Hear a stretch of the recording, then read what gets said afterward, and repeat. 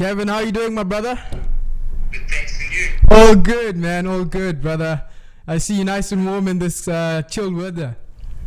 Yeah, it's very chilly, Joburg, and we have rain as well. Yeah. How's everything though? How's the family during these tough times? Yeah, they're as good as can be. Mm-hmm. Thank goodness they're all healthy. Yeah. Gavin, man. So thanks for agreeing to do this, bro. And I'm really excited to get on with the conversation. And I just want us to have a nice, casual, and very authentic, like I said, genuine conversation. You know, I'm practically just a guy getting to know you, very eager to know you, and very fascinated with your journey as a sportsman and a high performer. You know what I mean? 100%. Yeah, bro. So just let's start off with your career, man. How did you start in racing, bro? Because you come from a family that's rich in racing. You know, your background is deeply entrenched in racing. Racing is practically in your blood. 100%. It definitely runs through my veins. Mm-hmm. All I've ever wanted to be was a jockey. Yeah. And look, I can't say it was an easy road. It was very tough. The academy turned me down several times. Are you serious? Yeah. Huh. Yeah, they said I was going to be too heavy. I didn't fit the criteria. Yeah. So eventually I went in at the age of 16, and I went in as an equestrian. Yeah. They do the show jumping and all of that. Yeah. I was in my element. When my parents left, I said, don't worry, I'm going to become a jockey. Anyway, they cried the whole way home. I was in my element, I was in the academy, and I mixed it up with apprentices. Yeah. Got in a lot of trouble because I was never on the equestrian side, always with apprentices. Yeah. Yeah, and then fortunately, the principal at the time got fired. Uh-huh. The acting principal that then became principal, Patrick Salvage, gave me a great opportunity. He said, you know what, I'd love you to fulfill your dream if it's okay with your parents. We're going to let you race ride, and hopefully you can ride for a year or two before you get too heavy. Yeah. Yeah. God, I've never looked back. Jeez, man, that's really crazy because you just needed an opportunity, and once you got it, it was all systems go. That's it. Life is about opportunity and also taking opportunity with both hands. Yeah, and I'm sure that other principal that turned you down is probably regretting it and feeling really bad about it. I don't know. I'm not sure. I don't think he had many feelings. So how did you start off? Okay, so you obviously you became an equestrian and Patrick Salvage. I've actually got that in my notes. I did a little bit of homework before we started the call, and so when you were an apprentice, you broke Michael Roberts's record of the most wins as an appy. That must have been really inspiring and motivational for you. It was. It was very inspiring.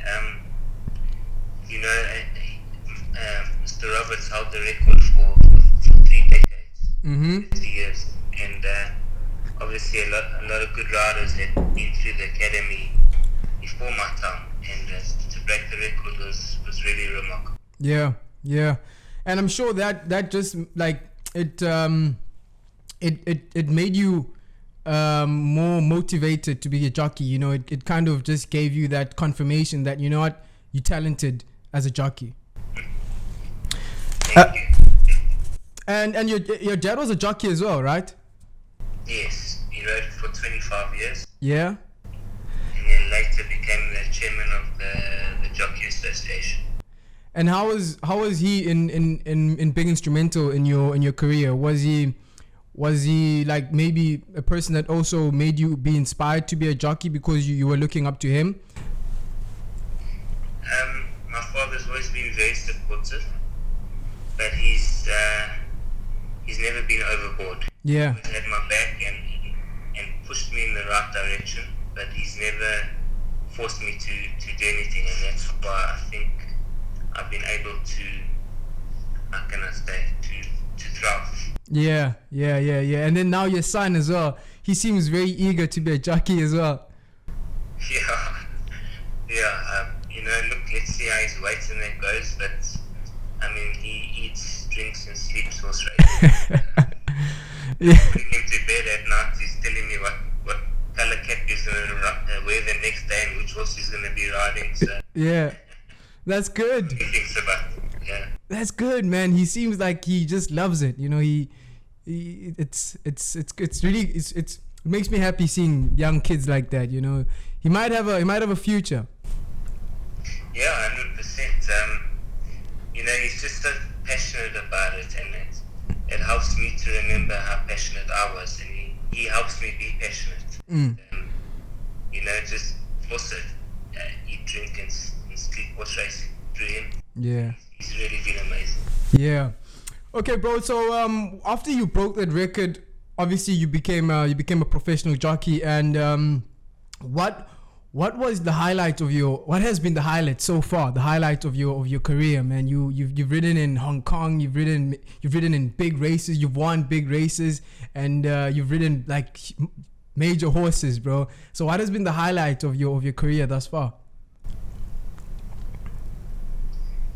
Look, there's a couple, I think a career is based on a lot of things that come together. Mm-hmm. I've had wonderful times. I've had my ups and downs. Highlights, I'd say my first two Group 1 winners with a very special man, Lance Reed. We won the Classic in the Derby with King's Gambit. Those, that was a memory I'd never forget. Then there was Dance with the Devil. She gave me 3 Group 1s. Yeah. All 3 times were against the boys. Yeah. And that was also very special, especially the way she used to run. Mm-hmm. And then there's been Master Sabina that should have been retired from racing. He did a tendon the year we thought we'd win the Summer Cup. He did a tendon.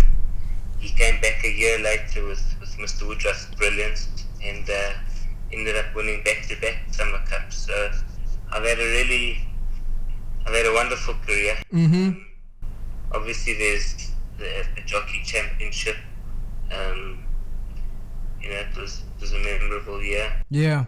And also winning the Longines Jockeys International. It was, we went there the underdogs. Yeah. If you've never been around Happy Valley, you're gonna get lost. Yeah. And came out winning it. Had 2 wonderful winners. Yeah. It was great. And then also Ascot. Yeah. Also first time around there, very difficult track. Mm-hmm. And my first ride was over 2 miles, and went to the front, and the horse won a good race. Yeah. And also followed up with a double. The rest of the world team won it, and I was part of it, so it was fantastic. And in Hong Kong, man, I was watching a video prior to this call. I was watching a video of the one that you did with Mr. Bon, Andrew Bon, and you spoke about how you went there with, and I think it was your father that you went there with, who was your PR manager at the time. And apparently he had a great time. He was just bubbly and talking to everyone. And you said that you were telling him that we're just going there to have fun, right? So what were your expectations when you were there? Were you expecting to win, or were you just expecting to just, I'll just take it as it comes? Sorry about that, Gav. My internet connection was really bad. So yeah, how was that whole experience in Hong Kong? You say that you went there with the attitude of you having fun, and you came back leading the pack.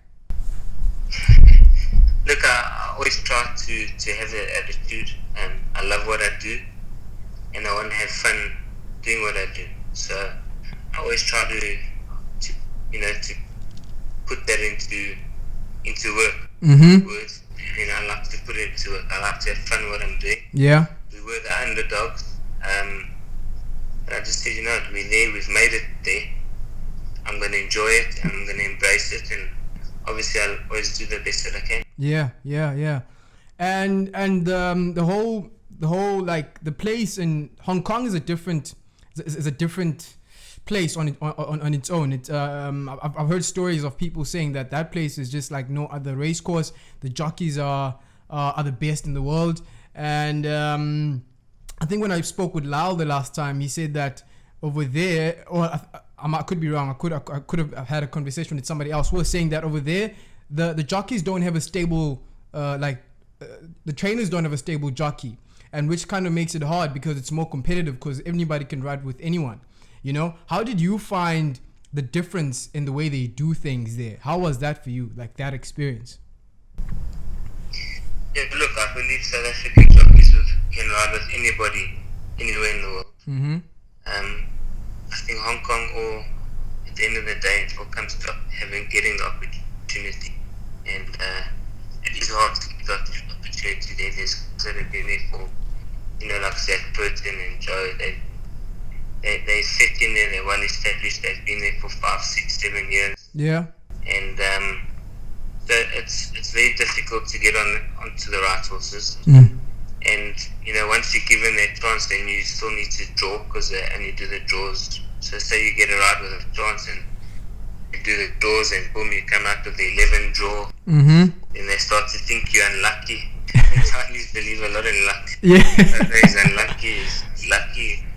So it's not easy. But I do believe South African riders can ride with anyone in the world. 100%.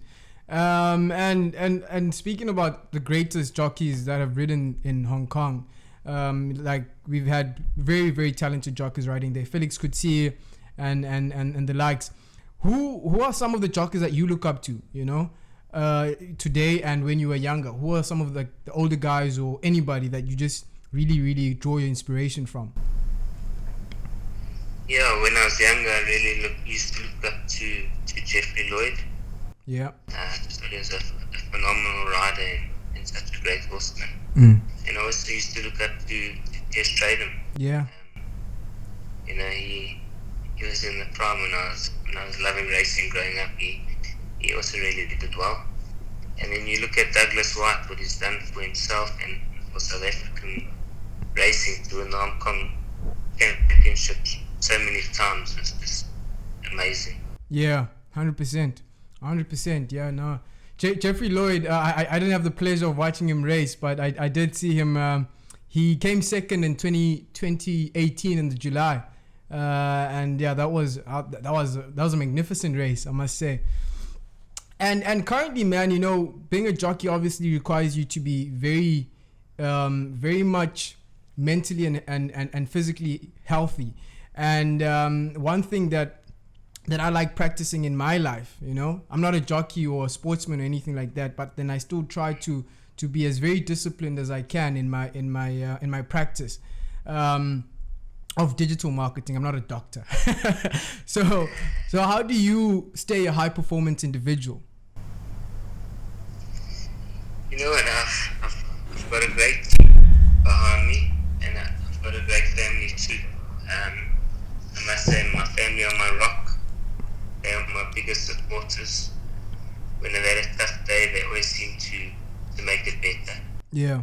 And they've helped me realize, once the race is over and I get home, there's nothing I can do about it. Yeah.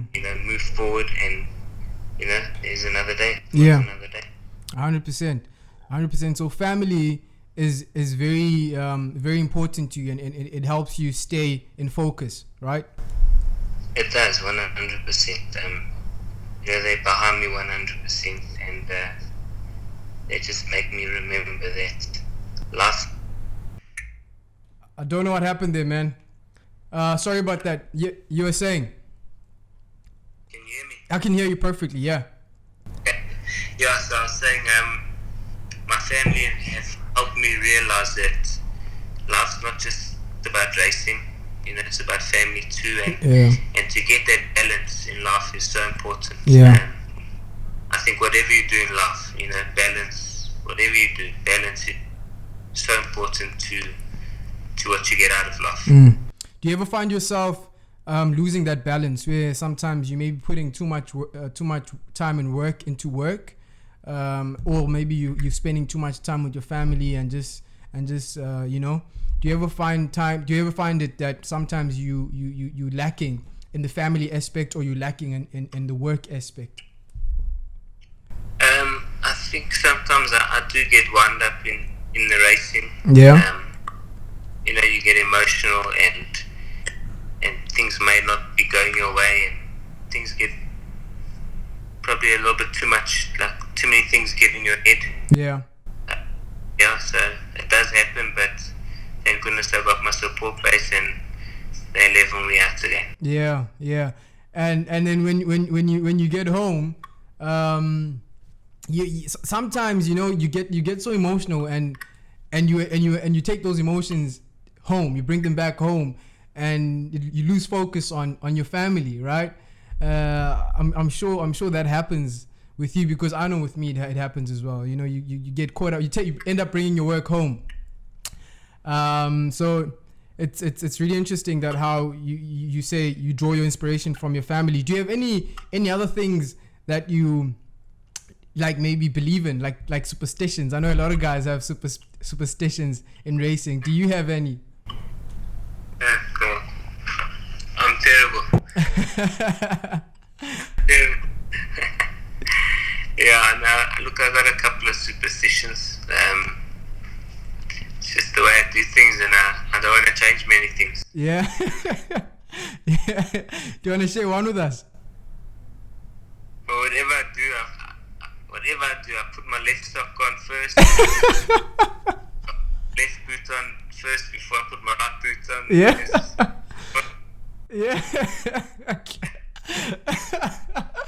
Jesus, man, that's crazy. And do you have any more? I've got a couple more. I mean, like, even driving to races, take a specific route. Yeah. But roads closed, and I said, might as well just go home. Yeah. Yeah, I remember Anthony Del Pesce was telling me that he also had, when he used to race, he used to have a route that he used to take every day to the races and to Summerfeld. That's crazy, man. Yeah, man. So, do you have any goals currently, like things that you want to achieve in your career at the moment, like some races that you're looking to win and stuff like that? Look, obviously the Vodacom Durban July's, I haven't got there yet. Yeah. The 11 won the Met. Yeah. So those are two races in South Africa I definitely want to get my hands on. Yeah. And, I'd love to go for the championship again one day. Mm-hmm. When the time's right, I'll put my head down and go for it. Yeah. The international. I love racing internationally. I love taking on the challenge. Yeah. I just wish our jockeys would get recognised and we could fly over to Dubai and ride in a Group 1 and fly to Australia and ride in a Group 1. I really wish that would happen for South African jockeys and for South African racing. Mm-hmm. So could maneuver around as well. Mm-hmm. I think if those protocols open up, there could be huge opportunity for South African, for the South African industry in general. Yeah. I agree. We got some of the best jockeys in the world here at South Africa. I mean, like, you one of them, and I think you guys are not getting the best of chances internationally. You guys should be riding all over the world, in my perspective. Yeah. And at the moment, who are some of the youngsters that you think have a great future in racing? Who are some of the youngsters that you think are going to just be incredible jockeys when they're older? There's only one.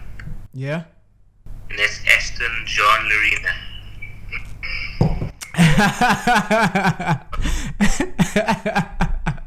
I love that. That's your son, right? That's right. Yeah. How old is he? He's 5 years old. He's turning 6 on the 1st of July. Yeah. Nice. You've got two sons, right? No, I've got my son Ashton and my Evis. He's 2 years old. Yeah.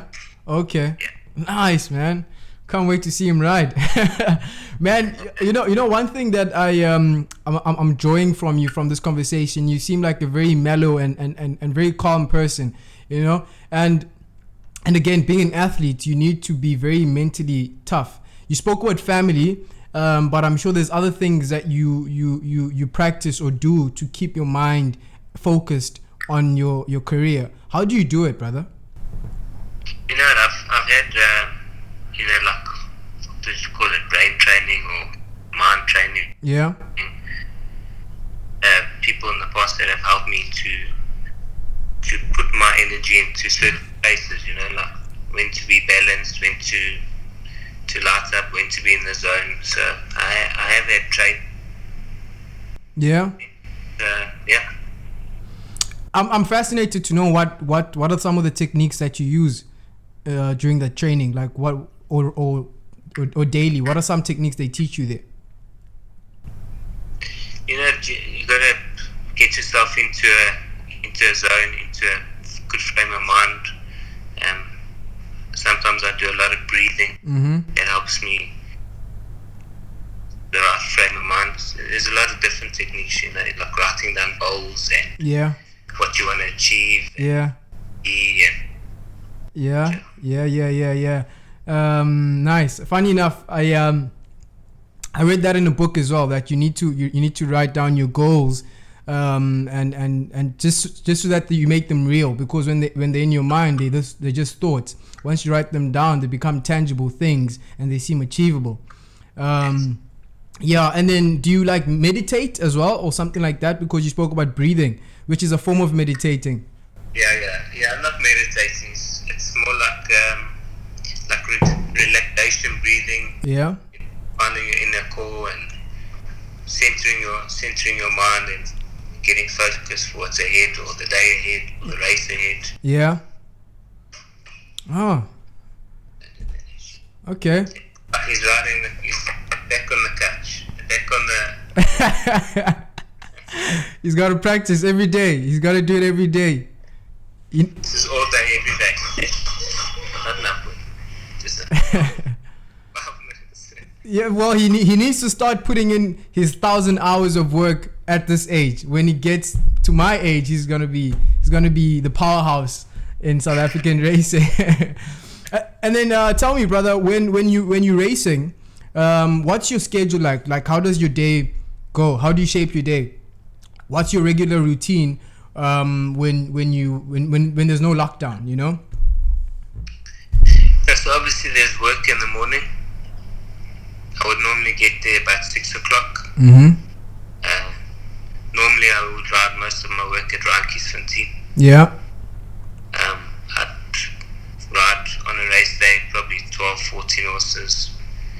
Hit the road about 8 o'clock. Yeah.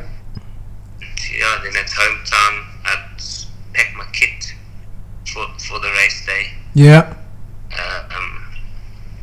Obviously they have to shed a couple of pounds here and there, to have a hot bath. Then there's nominations, and then hit the road. Nice, bro. So that's like daily. It's like a daily routine. Yeah. And then obviously my off days, I drive more work, get home a bit later, then I'd go do Pilates or bike or something. Pick the kids up from school. So yeah, a little bit different. The last question I want to ask you is a very, very interesting question, but then I'm gonna ask you a couple of more before that. What are some of the things that you think have made you a great jockey? You know, what are some of the qualities that you think have put you where you are today? What do you think made you who you are today?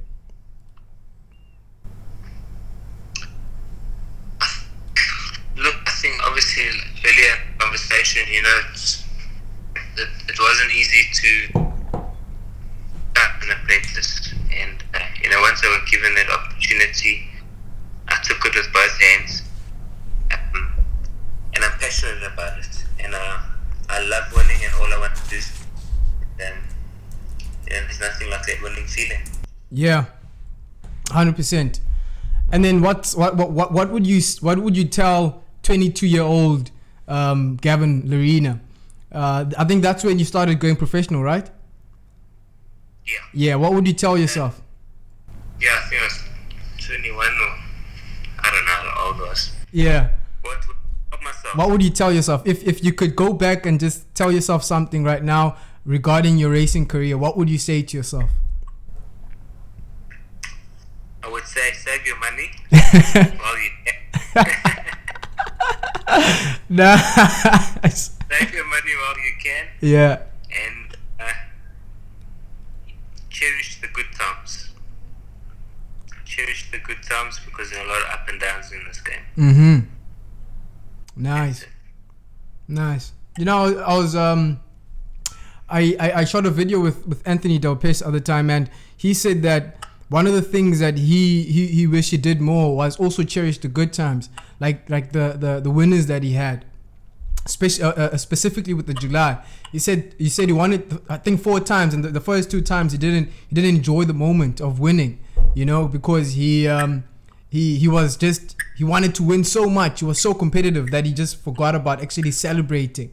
And he said that the second 2 times he wanted to cherish the moment and enjoy it more.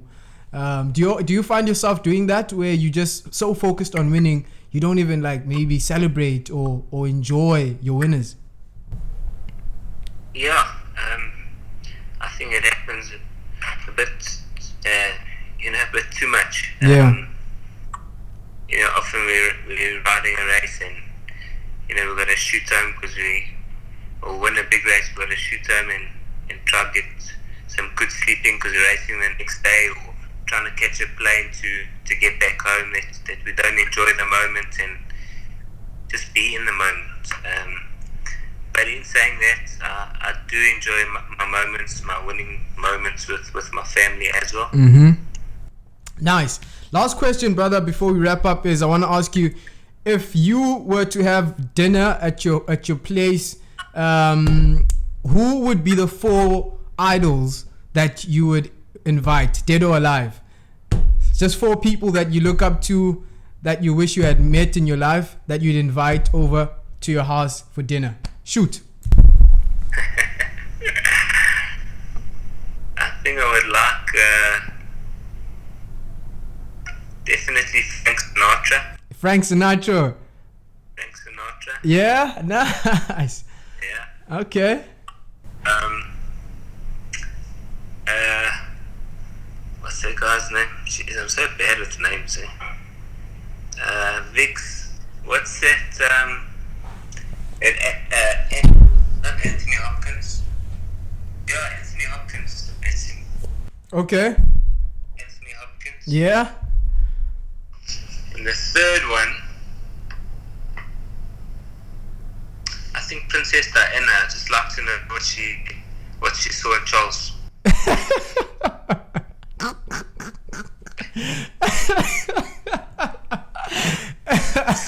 Yeah.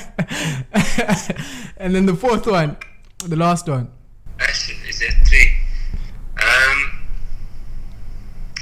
Dead or alive? I don't know. I'd love to.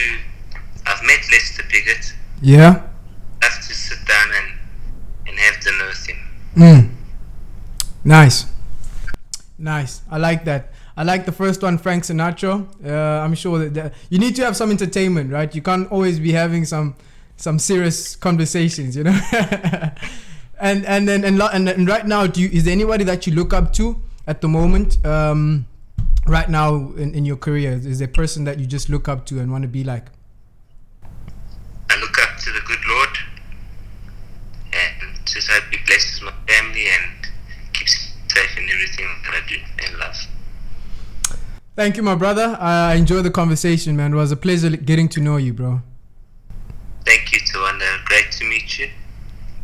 Hopefully we'll have another conversation in the near future. Definitely, brother. Keep well and stay safe, man. Thank you. You too. Cheers, brother. Ciao. Oh, that was brilliant. Well, there we go. Gavin Lerena, thank you very much, my brother. It was a pleasure speaking with him. A very interesting individual. You know, with my conversations with jockeys and trainers, I really like getting to know what motivates them, what inspires them, and how they keep focused on being high performance individuals. You know, this topic of high performing, whether you're an athlete or not, or you're a businessman or whatever, it just really fascinates me.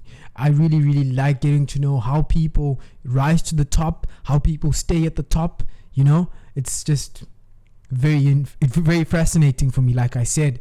So I hope that everybody enjoyed that and everybody was as intrigued about Gavin like I was. And I will see you hopefully on the next one. Cheers.